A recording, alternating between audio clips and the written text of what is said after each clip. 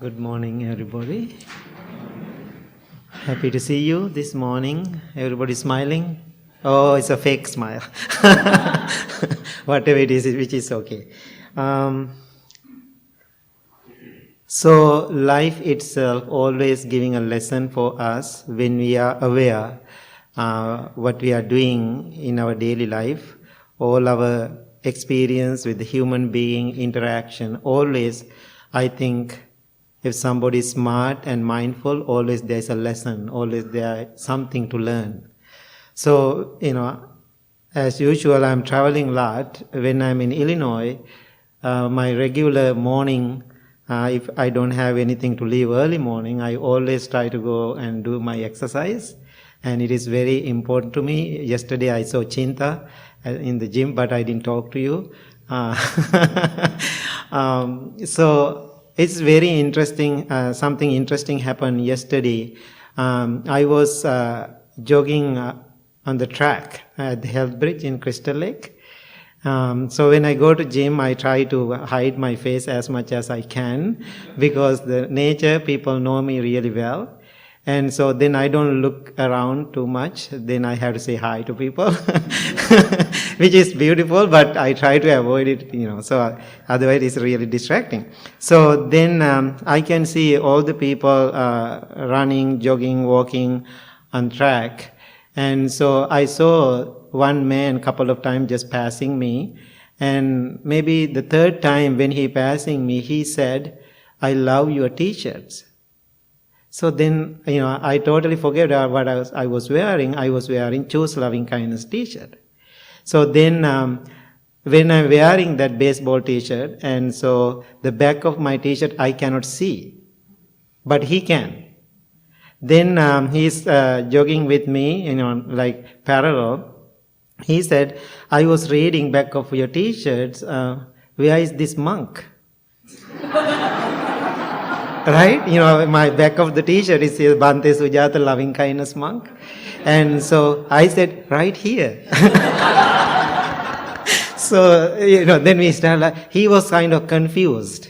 And when I say right here, I said, "I am the one, people call me, I am the Loving Kindness Monk." Then he started to make the joke, "Oh, you are self-promoting." Right? I said, "No, I am not promoting self, I am promoting loving kindness. That's what I'm doing." Then right after I answered like that, he was so interested. Then he slowed down and kind of talking to me.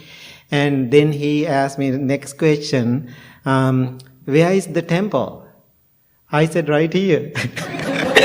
I love to give those kind of, I don't know, I love to give those kind of little confusing but wisdomful answers. I said, "Right here." Then he asked, "Right here?" I said, "Right now my temple is this gym." That moment, because when I go to gym, I cannot do computer work, which is, I'm so happy. I cannot interact with my cell phone and text message into people. I'm extremely happy about it. So when I'm in the gym, I know I'm by myself, I'm focusing whatever I'm doing. And also that time I realized it's really deeply helped me to understand where I'm thinking, my thought process, my emotions, so many things I can understand. When I'm kind of running and jogging around the track, so in that moment I was in a really good mindset. So when he come and talk to me, I was considering a lot, and so that's how I answer that. So then after that conversation, he just, left, and he said, "One day I will stop by at the temple." Then I explained about the temple in Woodstock. So now I'm keep jogging. Then I realized the religions in the world, most of the religion in the world, they are talking about their final salvation after death. Most of the religion, their final salvation after death. You go to unite with the God, or unite with the Allah, or whatever, the religion people are believing. I can see some religion, most of the time they talk about that salvation after they die. So then I realized how beautiful Buddha's teaching is. Because Buddha never talked about our salvation after death. He was talking about our salvation, our freedom, right here in this lifetime. If you want to content, if you want to be happy, if you want to be enlightened, not after death. Right here, right now, I think my answer was perfect. Where is the temple? Right here. Why? Everything we experience in this life experience. Right now, right here. That's so beautiful, right? That experience. So then no need to worry about the next life. So when I was giving a talk in Penn State, long years ago, maybe 6 years ago, somebody asked me, do you believe, a next life? My answer was, is in the audience or the children, the student. I said, who cares? I don't care about, don't misunderstand when I say I don't care, people misunderstand, because it's not really important. Think about my next life right now. Then I said, I don't worry about my previous life too.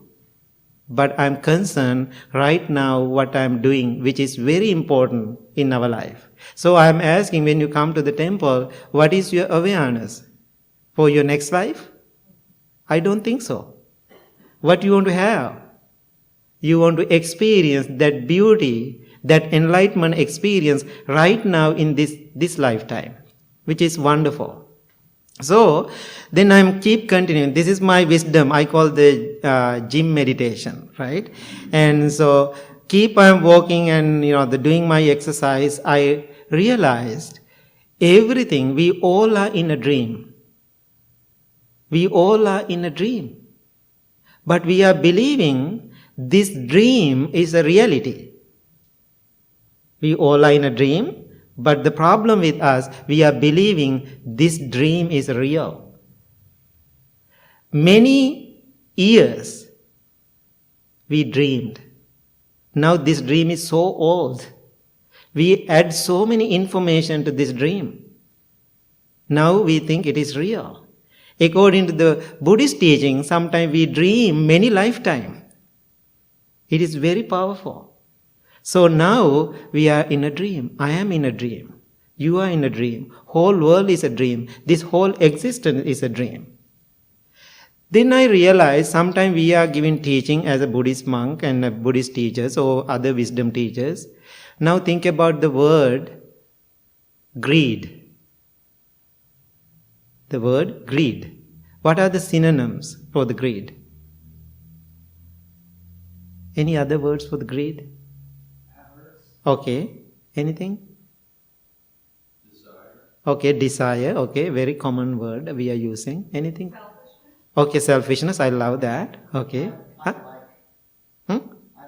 I like it. Okay. There's another big word we always are using. Craving. Yes, craving. Another one? Envy. Okay. Possessiveness. Huh? Possessiveness. Okay. Anything? Want. Lust. How about attachment? Right? Attachment. So all the words are so wonderful when you talk about the greed. In Pali, we call the lobha. So now when we see people have desire and attachment and greedy, mind, those kind of mind state, we are telling people, don't be greedy. Nancy, how many times, sometimes when we talk, we are funny all the time. Say, Bhante, don't be greedy. I know, when we have, sometimes we have funny talks, and so you say always, don't be greedy, right? So, when you say don't be greedy, do you think people understand what it means? I don't think so. Yesterday I realized, when I say don't be greedy, don't be selfish. So, people don't take the lesson. We have to explain. So, where's our third? Our third? Oh, yeah. So, third, so we have poisons in our mind, right? We call the 3 poisons in our mind. Yeah, one poison is greed. One poison is greed. Why greed is a poison? So, poison is wonderful. Bring you joy having poison? Sometimes you lose your life. Bring suffering because of the poison. So we call 3 conditions, they are poison in the mind. So now what we are doing, always we are telling people, don't be greedy. I think people don't understand that. We have to explain to people how we are creating the greedy mind, how we are creating attachment. We have to explain to people. So then yesterday when I keep working and doing my workout, I was thinking how I am creating my greed, how I am creating my desire, how I am creating my attachment. Without see how I am creating it, I cannot address that attachment. So then I realize, so how I am creating attachment, desire because of my interaction with my senses. Now think about, you all have 6 senses. Now your 6 senses are not working. What we call dead. How wonderful, right? Senses are not working, then we call dead. Now we are alive because our senses are working. So what put the advice to us? We have to tame, we have to train, we have to protect our senses. Now I will explain to you how we are creating desire, attachment and greed. Now think about this. Now let's use today it's a whole thing is about the gym. Okay? Now we are at the gym. You see somebody beautiful. You see a beautiful person, handsome man, beautiful girl. Then how you see the beautiful? How you see beautiful? Because you see it. Right after you see, you think that person is so beautiful. What is that? Your projection of your eye. It is your projection. So right after you project, what do you think? It is beautiful. When you say beautiful, then you internalize. How you internalize? I love that person. So then that's not enough. You are making more stories. Maybe I can get the number. Right? Maybe first day you are trying doesn't work. Now you are keep internalize. Maybe next day I can go to the gym again. I will see the same time maybe she will come. Then what you are doing, keep chasing. Why? That projection you are believing it is real. Then it's become my projection, it's become I and mine. What do you think? It is real? No, mind made. It is delusional. So, delusional outcome, whatever you created, you believing it is real. Now you are keep thinking, 1 week, 2 weeks, 3 weeks. Now you get attached to it. Now you are dreaming about it. It is affecting your sleep. You dream about that person. Remember last week I said, one girl sent me a message, Bhante, there's a beautiful monk. I am falling in love with him. And I go to the temple to see him, not to listen to the dharma talk. Could you please help me? And now think about how delusional it is. But I know it is, I'm in a dream, not this temple, okay? Somewhere in another temple. Now otherwise you are making a story, right? Listening to that, you are making that delusional decision. Maybe one of our monks. Now think about how we are making the story, right? So be careful with that. So now listen to me, don't make the delusional experiences. So now you can see how we are creating suffering in our life. So now you can see what Buddha said. Buddha said, please guard your senses. Please protect your senses. Please tame your senses. Senses are beautiful. Bring awareness into your life. And also because of these senses, we can destroy whole our life. Now think about this country, lots of addicts. Because of what? Because of our senses. So we go and project our senses to the outer world, bring information in, we are attached to them, making my experience, my people, my country, my temple. So then we have, now think about right after you internalize it and make it I, my and mine, I call I, my, mine syndrome. So then you can kill each other name of that. You can fight for that. So many negative things happening after that. Now I am asking, after you creating that story, that delusional story, then you are believing it is real, then you get scared to it. Then you are so fearful to that. But you don't know, our awareness is less, we created this.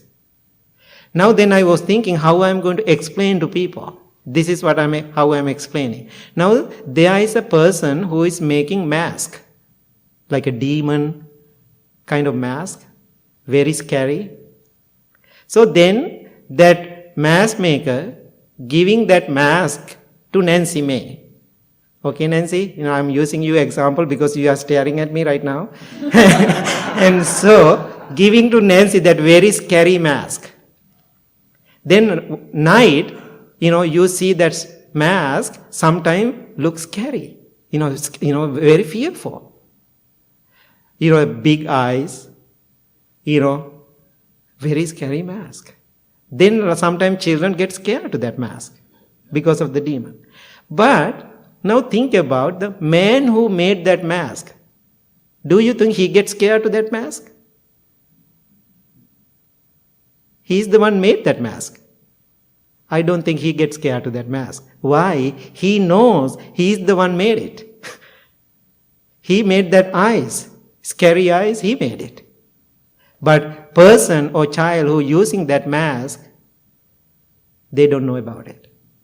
They think it's very fearful. Why? We are projecting using our senses. Now what I am asking you, when you are using your 6 senses, be aware. That's what we call meditation, mindfulness. Otherwise, every day we are talking about this doesn't make any sense. That's why some people practicing meditation 30 years, still they are same annoying people. Why? Why? Even 30 years they call we are practicing meditation, they didn't realize we have this delusional mind.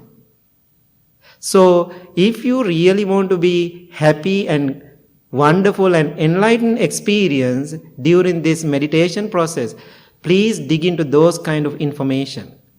Now, then right after you internalize that experience with your 6 senses, it's become I and mine.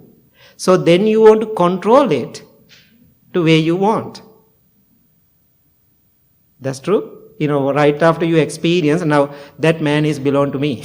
That woman is belong to me now. Then you want to control that person to fulfill your expectation. Do you think you can do that? 100% control that person? Most of our trouble come from that expectation. Then what will happen? You cannot control that person. Now think about, I want to control all the monastic at the temple. Do you think I can do? Good luck. Right? I cannot. So if I try to control them, what will happen? I get mad. I get mad. Now you can see the second poison will happen in your mind. What? Because of what? Because how you are using your senses. Then I get mad. I get, the hateful, hatred. Now, first poison, greed or attachment. Second poison, hatred or anger, come because of what? Expectation, because we are believing everything is real. That's what we call the delusion. That's the third poison. Because we are believing everything is real,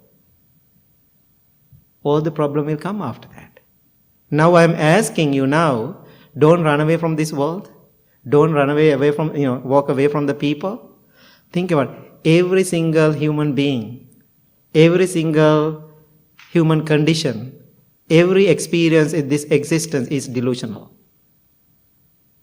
So if you can understand, no attachment, no worries, no sadness, easily you can let go. Life is beautiful. Life is joyful. Why? It is short experience. Then you can die peacefully. And I realized something beautiful after you come to that mind condition. If you can understand that greater level of your mind, then you are not attached into any rituals. You are not attached into any cultures. You are not in a frame of what is called the condition. You are totally free. You don't have boundaries after that. You don't see the colors, black or white. So you don't divide after that. So in the Buddhist teaching, we have a word. The word in Pali we call the Putujjana, or in Sanskrit called the Prutajjana, right? So how we translate that word in English? Ordinary mind. Ordinary mind. So ordinary mind, that's how we think. Ordinary mind, we all have those problems. Now I am asking you, this is enough. Being ordinary every day. How many years you had this ordinary experience? You want to play this game until you die being ordinary? Which is okay if you want to. But I feel right now, in my experience, it is exhausting for me, being ordinary. I am always thinking, I want to transfer my heart and mind to the different level of awareness. Because many years, 40 years being a monk, I just play this game, being ordinary. I call the candy dharma. It's so sweet. Oh, loving kindness, so good. It's like a lullaby. When you talk about the loving kindness, it's kind of good. People are falling asleep even. No, when I'm talking about these things, are you falling asleep? I don't think so. It is kind of awakening experience. What the heck going on? And so you are thinking, what is this? I know maybe you are not understanding this today. I'm totally fine with that. If you said something crazy, I don't like it, I just smiled.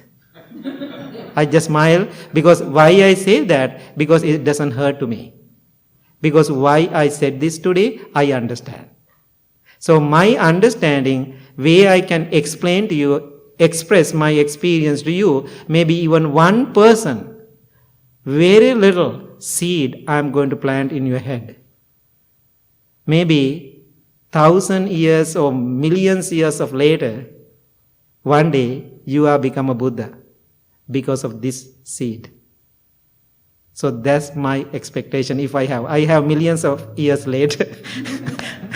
So I'm really sure you are smart enough to understand this delusional existence we all are in. But, then people are talking about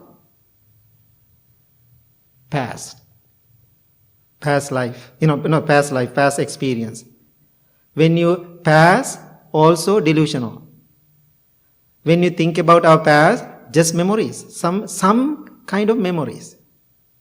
That's another delusion. Then people talking about the future, it is unknown, it is another delusion. Then people talking about the present moment, it also another delusion. Don't misunderstand me. It also another delusion. Why? Most of people, present moment for many people, little bit of the past, little bit of the future. If you understand, real present moment is not the past, not the future. Totally give up those two extremes. If you can come to that mindset, that is the present moment. Why? That present moment, no boundaries, no fence. It is totally free. Okay, I am very sorry for the confusion.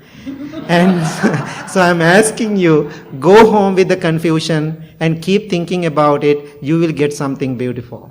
Okay? Thank you so much.